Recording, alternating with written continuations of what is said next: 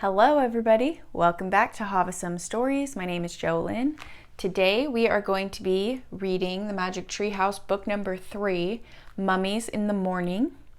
If you haven't seen the first 2 videos that we've done for books 1 and 2, go back and watch those and then read along book number 3 with us. Feel free to follow along in your own copy or just sit back and listen. Okay. Mummies in the Morning by Mary Pope Osborne. Chapter 1, Meow. It's still here, said Jack. It looks empty, said Annie. Jack and his 7-year-old sister gazed up at a very tall oak tree. At the top of the tree was a treehouse. Late morning sunlight lit the woods. It was almost time for lunch. Shh, said Jack. What was that noise? What noise? I heard a noise, Jack said. He looked around. It sounded like someone coughing. I didn't hear anything, said Annie. Come on, let's go up. She grabbed onto the rope ladder and started climbing. Jack tiptoed over to a clump of bushes. He pushed aside a small branch. Hello, he said. Anybody there? There was no answer. Come on, Annie called down. The treehouse looks the same as it did yesterday. Jack still felt that someone was nearby. Could it be the person who'd put all the books in the treehouse? Jack! Jack gazed over the top of the bushes. Was the mysterious person watching him now? The person whose name began with M? Maybe M wanted the gold medallion back, the one Jack had found on their dinosaur adventure. Maybe M wanted the leather bookmark back, the one from the castle book. There was an M on the medallion, and there was an M on the bookmark. But what did M stand for? Tomorrow I'll bring everything back, Jack said loudly. A breeze swept through the woods. The leaves rattled. Come on, called Annie. Jack went back to the big oak tree. He grabbed onto the rope ladder and climbed up. At the top, he crawled through a hole in the wooden floor. He tossed down his backpack and pushed his glasses into place. Which book is it going to be today? Said Annie. She was looking at the books scattered around the treehouse. Annie picked up the book about castles. Hey, this isn't wet anymore, she said. Let me see. Jack took the book from her. He was amazed. It looked fine. Yesterday it had gotten soaked in a castle moat. The castle book had taken Jack and Annie back to the time of knights. Jack silently thanked the mysterious knight who had rescued them. Watch out, warned Annie. She waved a dinosaur book in Jack's face. Put that away, said Jack. The day before yesterday, the dinosaur book had taken them to the time of the dinosaurs. Jack silently thanked the pteranodon who had saved him from a Tyrannosaurus Rex. Annie put the dinosaur book back with the other books. Then she gasped. Wow, she whispered. Look at this. She held up a book about ancient Egypt. Jack caught his breath. He took the book from her. A green silk bookmark stuck out of it. Jack turned to the page with the bookmark. There was a picture of a pyramid. Going toward the pyramid was a long parade. 4 huge cows with horns were pulling a sled. On the sled was a long gold box. Many Egyptians were walking behind the sled. At the end of the parade was a sleek black cat. Let's go there, whispered Annie. Now. Wait, said Jack. He wanted to study the book a bit more. Pyramids, Jack, said Annie. You love pyramids. It was true. Pyramids were high on his list of favorite things, after knights. But before dinosaurs. Way before dinosaurs.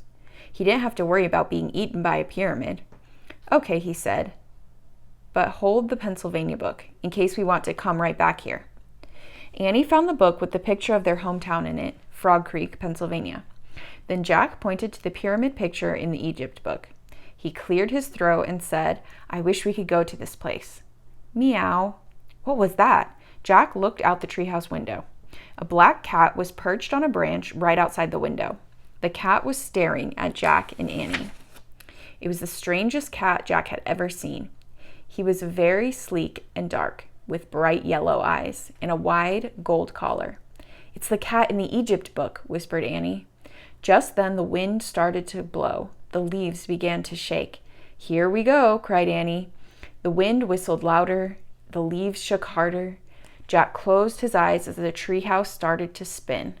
It spun faster and faster and faster. Suddenly, everything was still. Absolutely still. Not a sound, not a whisper. Jack opened his eyes. Hot, bright sunlight nearly blinded him. Meow. Chapter 2. Oh man, mummies. Jack and Annie looked out the window. The treehouse was perched on the top of a palm tree. The tree stood with other palm trees, a patch of green surrounded by sandy desert. Meow. Jack and Annie looked down. The black cat was sitting at the base of the tree. His yellow eyes were staring up at Jack and Annie. Hi, Annie shouted. Shh, said Jack. Someone might hear you. In the middle of the desert, said Annie. The black cat stood and began walking around the tree. Come back, Annie called. She leaned out the window to see where the cat was going. Oh, wow, she said. Look, Jack. Jack leaned forward and looked down. The cat was running away from the palm trees toward a giant pyramid in the desert. A parade was going toward the pyramid, the same parade as in the Egypt book. It's the picture from the book, said Jack. What are those people doing? Asked Annie. Jack looked down at the Egypt book. He read the words under the picture. When a royal person died, a grand funeral procession took place. Family, servants, and mourners followed the coffin. The coffin was called a sarcophagus. It was pulled on a sled by 4 oxen. It's an Egyptian funeral, said Jack. The box is called a oh, forget it. He looked out the window again. Oxen, sled, Egyptians, black cat. All were moving in a slow, dreamy way. I'd better take some notes about this, said Jack. He reached into his backpack and pulled out his notebook. Jack always kept notes. Wait, said Jack, and he wrote, coffin called sarcophagus. We'd better hurry, said Annie, if we want to see the mummy. She started down the rope ladder. Jack looked up from his notebook. Mummy? He said. There's probably a mummy in that gold box, Annie called up. We're in ancient Egypt, remember? Jack loved mummies. He put down his pencil. Goodbye, Jack, called Annie. Wait, Jack called. Mummies, Annie shouted. Oh man, said Jack weakly. Mummies. She sure knew how to get to him. Jack shoved his notebook and the Egypt book into his pack. Then he started down the ladder. When he got to the ground, he and Annie took off across the sand. But as they ran, a strange thing happened. The closer they got to the parade, the harder it was to see it.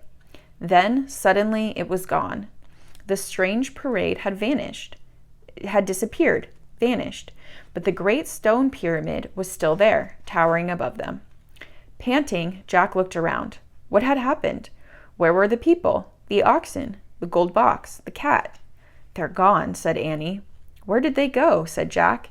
Maybe they were ghosts, said Annie. Don't be silly. There's no such thing as ghosts, said Jack. It must have been a mirage. A what?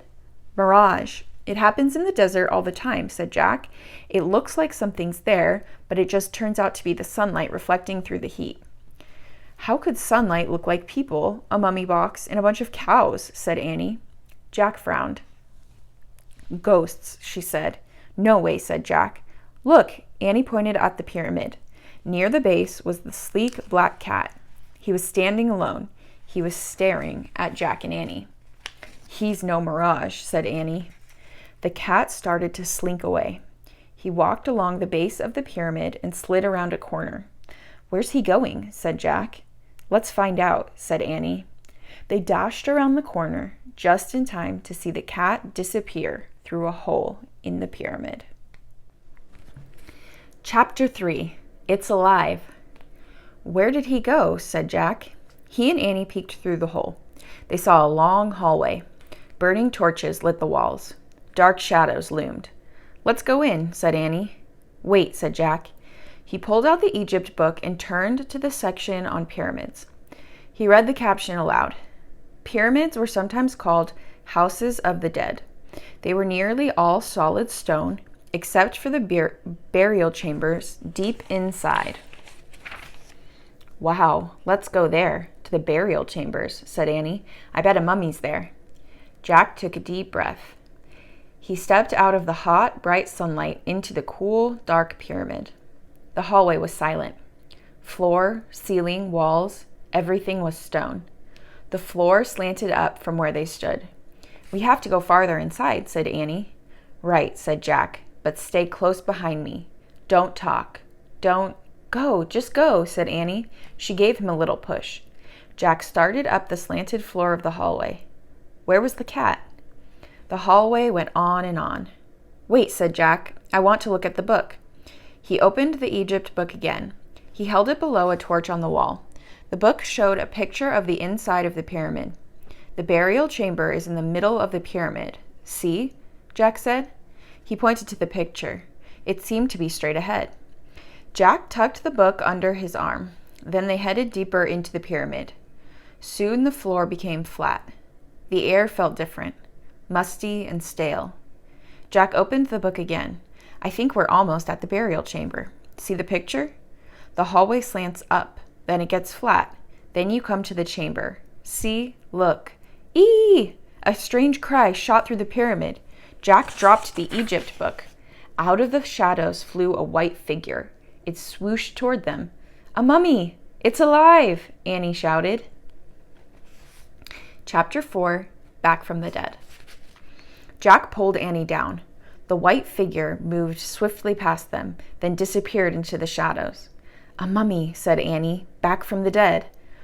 Forget it, stammered Jack. Mummies aren't alive. He picked up the Egypt book. What's this? Said Annie. She lifted something from the floor. Look, the mummy dropped this thing. It was a gold stick, about a foot long. A dog's head was carved on one end. It looks like a scepter, said Jack. What's that? Asked Annie. It's the thing kings and queens carry, said Jack. It means they have power over the people. Come back, Mummy, Annie called. We found your scepter. Come back. We want to help you. Shh, said Jack. Are you nuts? But the mummy... That was no mummy, said Jack. It was a person, a real person. What kind of person would be inside a pyramid? Asked Annie. I don't know, said Jack. Maybe the book can help us. He flipped through the book. At last he found a picture of a person in a pyramid. He read, Tomb robbers often carried off the treasure buried with the mummies.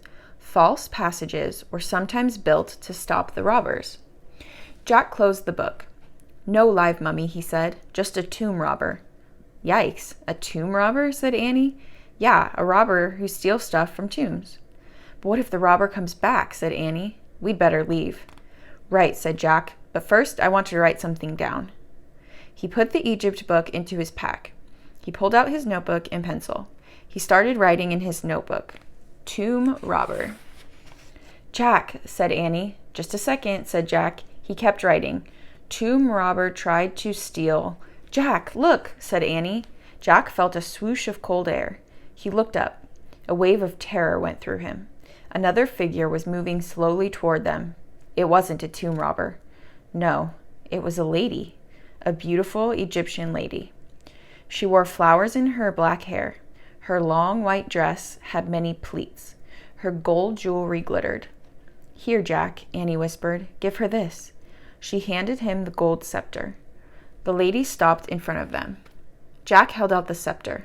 His hand was trembling. He gasped. The scepter passed right through the lady's hand. She was made of air. Chapter 5, The Ghost Queen. A ghost, Annie whispered, but Jack could only stare in horror. The ghost began to speak. She spoke in a hollow, echoing voice. I am Hutepi, she said, Queen of the Nile. Is it true that you have come to help me? Yes, said Annie. Jack still couldn't speak. For 1,000 years, said the Ghost Queen, I have waited for help. Jack's heart was pounding so hard he thought he might faint. Someone must find my Book of the Dead, she said. I need it to go on to the next life. Why do you need the Book of the Dead? Asked Annie. She didn't sound scared at all. It will tell me the magic spells I need to get through the underworld, said the Ghost Queen. The underworld? Said Annie. Before I journey on to the next life, I must pass through the horrors of the underworld. What kind of horrors? Annie asked. Poisonous snakes, said the Ghost Queen. Lakes of fire, monsters, demons. Oh, Annie stepped closer to Jack. My brother hid the Book of the Dead, so tomb robbers would not steal it, said the Ghost Queen. Then he carved the secret message on the wall, telling me how to find it. She pointed to the wall. Jack was still in shock. He couldn't move. Where? Asked Annie. Here? She squinted at the wall. What do these tiny pictures mean?" The ghost queen smiled sadly. "Alas, my brother forgot my strange problem. I cannot see clearly that which is close to my eyes. I have not been able to read this message for 1,000 years." "Oh, that's not a strange problem," said Annie. "Jack can't see anything either. That's why he wears glasses." The ghost queen stared at wonder at Jack. "Jack, lend her your glasses," said Annie. Jack took the glasses off his nose. He held them out to the ghost queen. She backed away from him. "I fear I cannot wear your glasses, Jack," she said. "I am made of air." "Oh, I forgot," said Annie. "But perhaps you will describe the hieroglyphs on this wall," said the ghost queen. "Who?" said Annie. "Hieroglyphs," said Jack, finally finding his voice.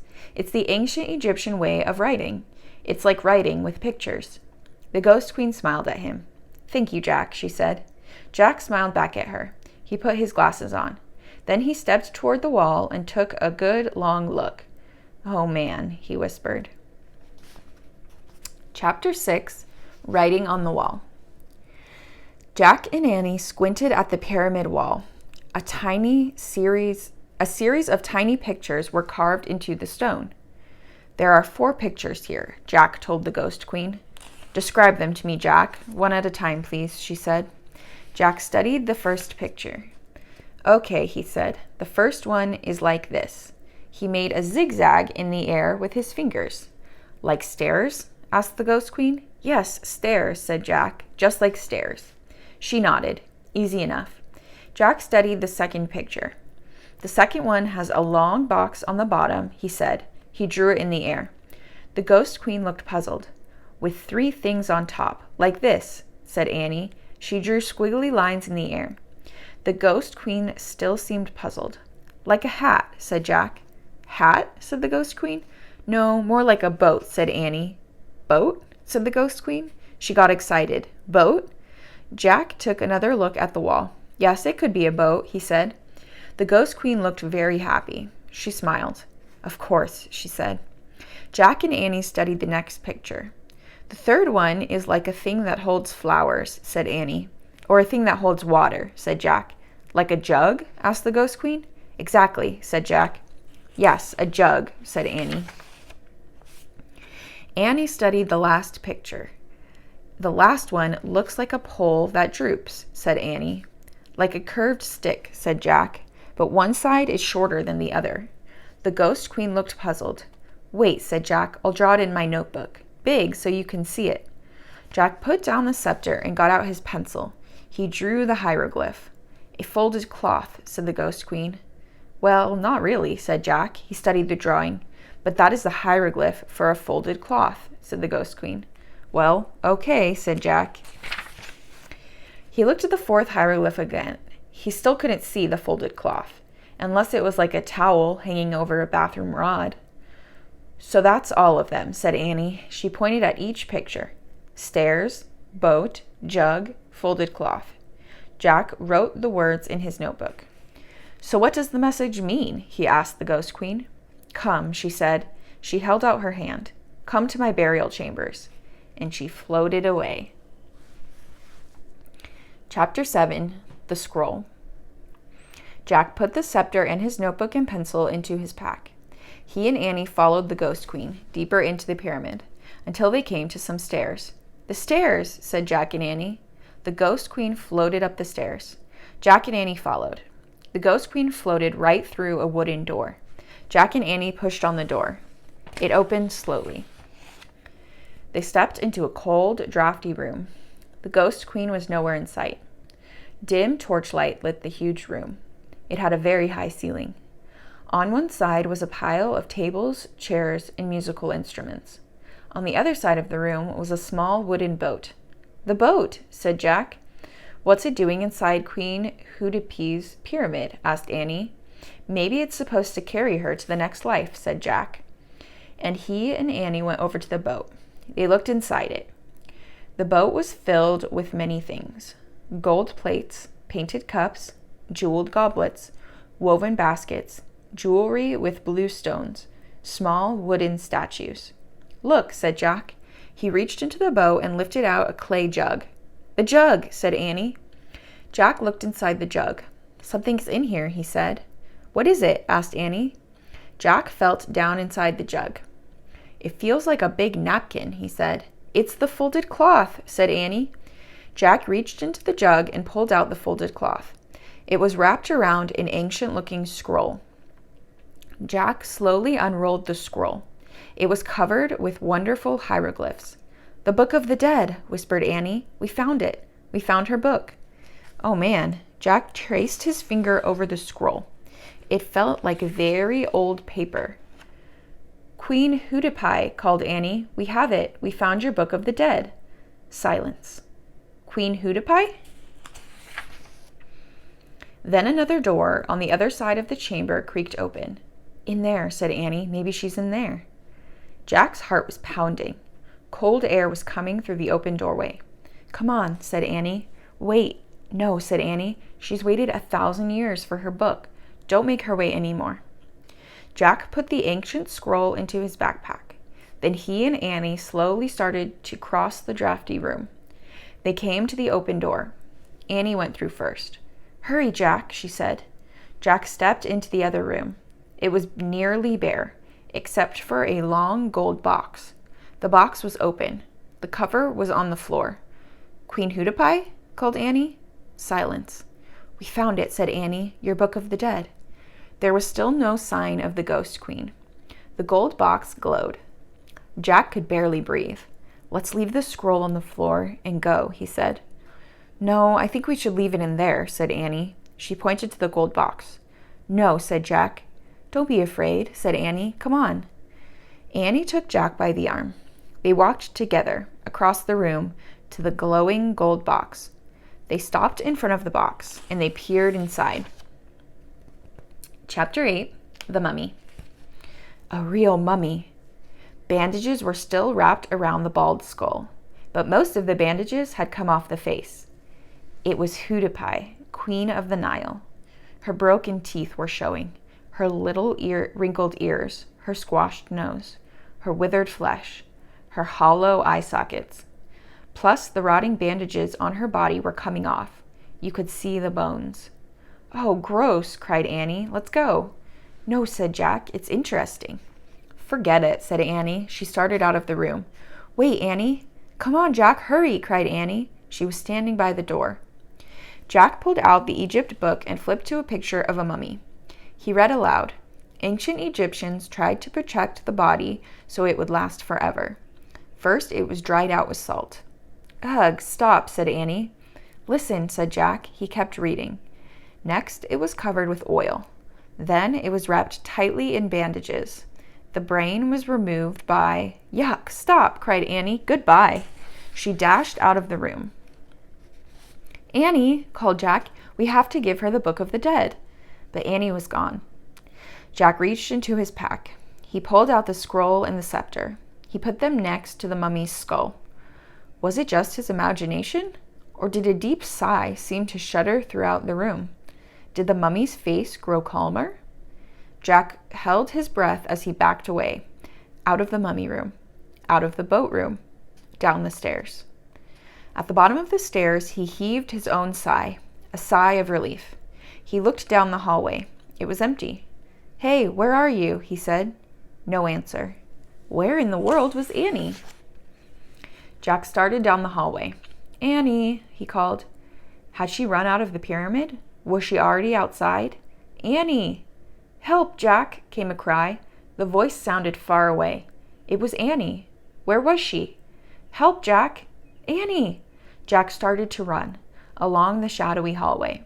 "Help, Jack!" Her cry seemed fainter. Jack stopped. He was running away from her voice. "Annie!" he called. He went back toward the burial chambers. "Jack!" There, her voice was louder. "Jack!" Even louder. Jack climbed the stairs. He went back into the boat room. He looked around the room, at the furniture, the musical instruments, the boat. Then he saw it, another door, right next to the door he had just come through.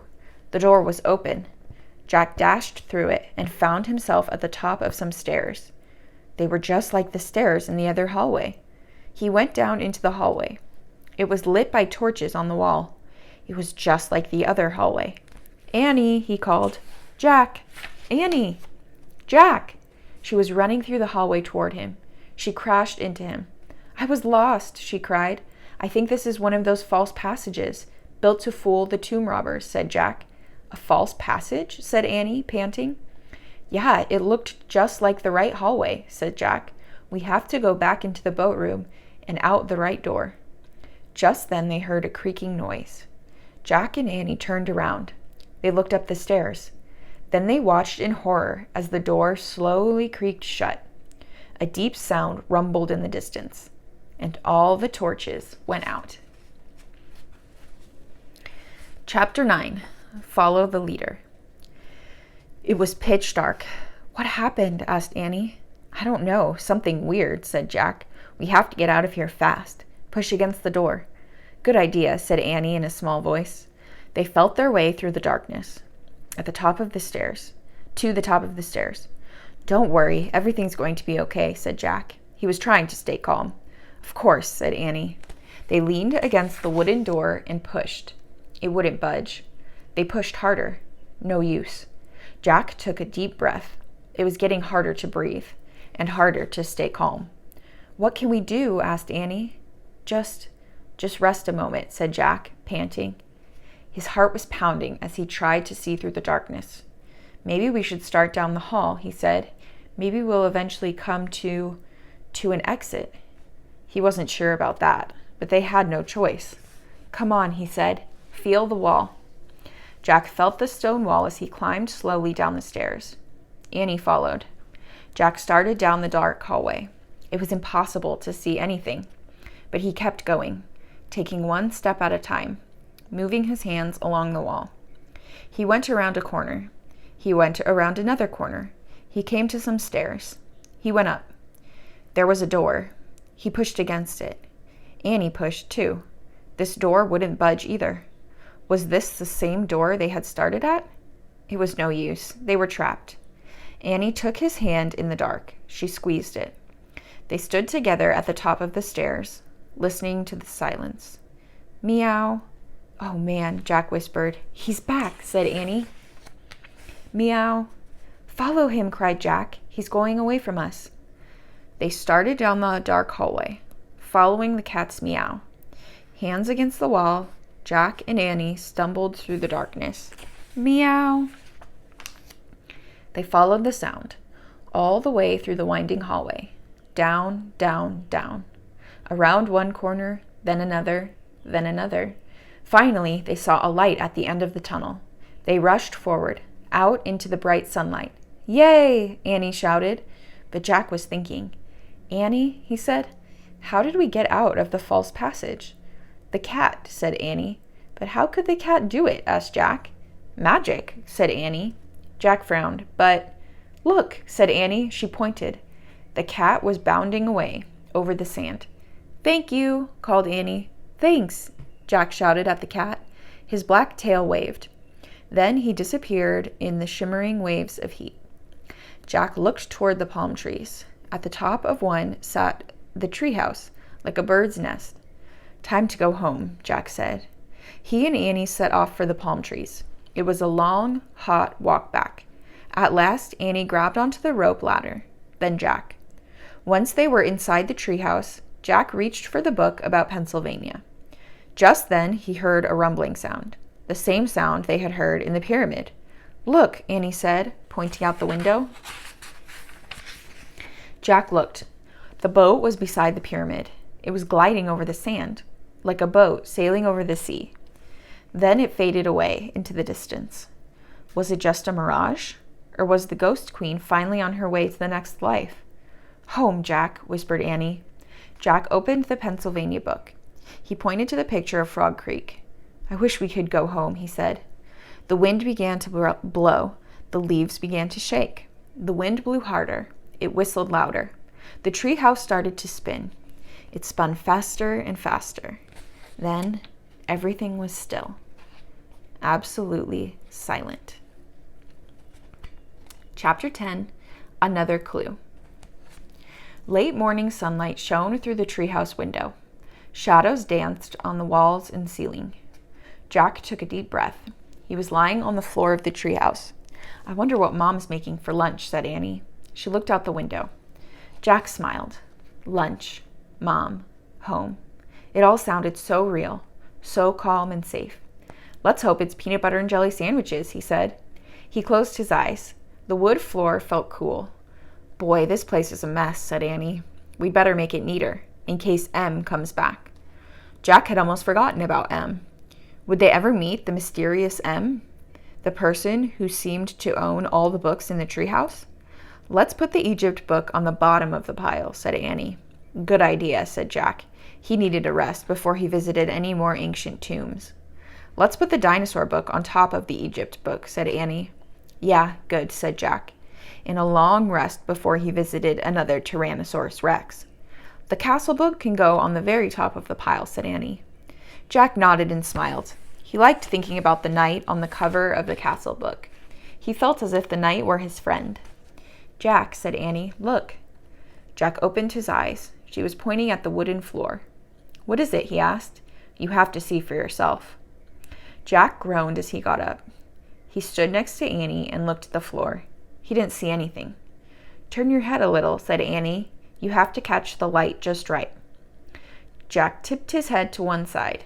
Something was shining on the floor. He tipped his head a bit more. A letter came into focus. The letter M. It shimmered in the sunlight. This proved the treehouse belonged to M. Absolutely for sure. No question. No doubt about it. Jack touched the M with his finger. His skin tingled. Just then the leaves trembled. The wind picked up. Let's go down now, he said. Jack grabbed his backpack. Then he and Annie climbed down the ladder. They stood on the ground below the treehouse. Jack heard a sound in the bushes. Who's there? He called. The woods grew still. I'm going to bring the medallion back soon, Jack said loudly. And the bookmark, too. Both of them, tomorrow. Who are you talking to? Asked Annie. I feel like M is nearby, Jack whispered. Annie's eyes grew wide. Should we look for him? But just then their mother's voice came from the distance. Jack, Annie. Jack and Annie looked around at the trees. Then they looked at each other. Tomorrow, they said together. Then they took off, running out of the woods. They ran down their street. They ran across their yard. They ran into their house. They ran into their kitchen. They ran right into their mom. She was making peanut butter and jelly sandwiches. The end. Thanks so much for reading book number 3 with me. Hope you liked it. If you did, don't forget to hit the like button and subscribe to HavahSomeStories. And we'll see you next time for book number 4. Bye.